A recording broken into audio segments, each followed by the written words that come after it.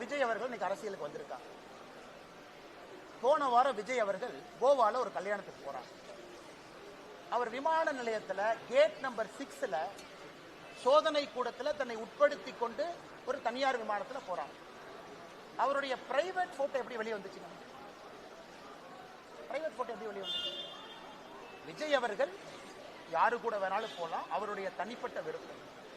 விஜய் அவர்கள் கூட யாரு வேணாலும் விமானத்தில் போலாம், அவருடைய தனிப்பட்ட விருப்பம். யார் அந்த போட்டோவை எடுத்து வெளியிட்டாங்க?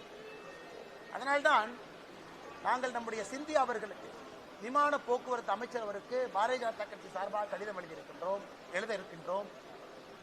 யார் அந்த போட்டோவை எடுத்தாங்க? இதே போறவங்க வர்றவங்க போட்டோ எடுக்கிறதா ஸ்டேட் இன்டெலிஜென்ஸ் வேலையா? ஸ்டேட் இன்டெலிஜென்ஸ் போட்டோ எடுத்து திமுக ஐடி விங் கொடுக்கறதா அவங்க வேலையா? ஆனா ஒரு மனிதனுடைய தனிப்பட்ட வாழ்க்கையிலே தலையிடுவதற்கு யாரும் உரிமை. அவங்க பேசுறது பிஜேபிக்கு எதிராக பேசினா கூட